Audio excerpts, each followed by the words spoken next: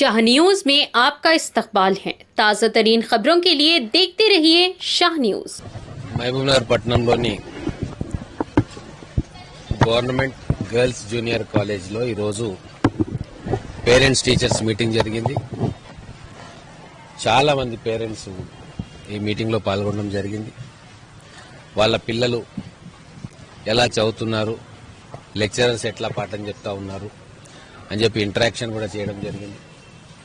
నేను కూడా ఈ మీటింగ్లో పాల్గొని వాళ్ళందరి అభిప్రాయాలు తీసుకున్నాం. పేరెంట్స్ చాలా సంతోషంగా ఉన్నారు.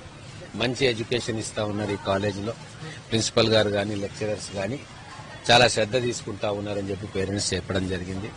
సో అవన్నీ విని చాలా సంతోషం ఇస్తా ఉంది. నేను ఈరోజు ఒక మాట చెప్పదలుచుకున్న మహబూబ్నగర్ ప్రజలకు. డెవలప్మెంట్ అంటే ఏంది? ఓ 4 రోడ్లు వేసి 4 బిల్డింగ్లు కడితే డెవలప్మెంట్ కాదు. రోడ్డు వేస్తే మళ్ళీ 4 ఏళ్లలో అది ఖరాబ్ అయిపోతుంది. మళ్ళీ దాని మీద ఇంకో రోడ్డు వేయాలి. నిజమైన డెవలప్మెంట్ అంటే మానవ వనరులను అభివృద్ధి చేస్తేనే అసలైన డెవలప్మెంట్. నాణ్యమైన విద్య మన పిల్లలకి ఇస్తే ఆ విద్యను ఉపయోగించుకొని వాళ్ళు తమ కాళ్ళ మీద తాము నిలబడితే ఆ డెవలప్మెంట్ 60-70 సంవత్సరాలు ఉపయోగపడుతుంది సమాజానికి. అందుకే మేము ఎమ్మెల్యేగా, నేను ముఖ్యమంత్రిగా రేవంత్ రెడ్డి గారు అసలైన డెవలప్మెంట్ తెలంగాణ ప్రజలకు ఇవ్వాలి అని చెప్పి కంకణం కట్టుకున్నాం.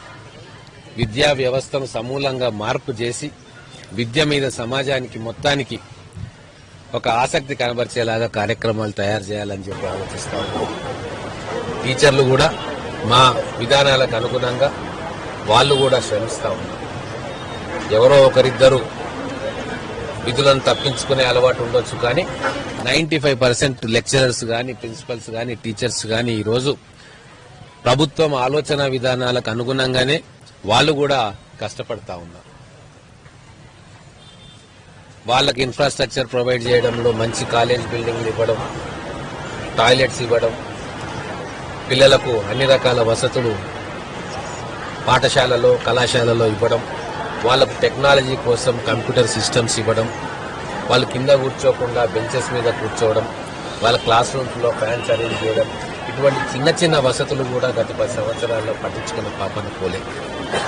అందుకు విరుద్ధంగా ఈసారి మా 5 సంవత్సరాల పాలనలో మొత్తం మహబూబ్ నగర్ పట్టణంలో నియోజకవర్గంలో ఉన్న ప్రతి పాఠశాల కావచ్చు, కళాశాల కావచ్చు, వాటికి కావాల్సిన అన్ని సౌకర్యాలు కూడా రాబోయే 2-3 ఏళ్లలో మేము కల్పించదలుచుకున్నాం.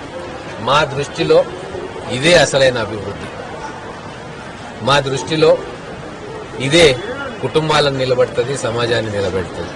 కాబట్టే నా అందరం ఎమ్మెల్యేలను కూడా విద్య మీద ఫోకస్ పెట్టినాం.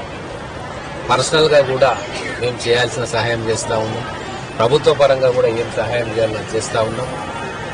ఈ ఒక్క సంవత్సరంలోనే, ఇంత ఆర్థిక సంక్షేమం ఉన్న సంవత్సరంలోనే మేము గట్టి పునాది వేసినామని నమ్ముతా ఉన్నాం. విద్య విషయంలో మహబూబ్ నగర్లో మనం స్కిల్ డెవలప్మెంట్ సెంటర్ తెచ్చుకున్నాం. ఐటీఐలను అడ్వాన్స్ టెక్నాలజీ సెంటర్గా మార్చుకుంటున్నాం.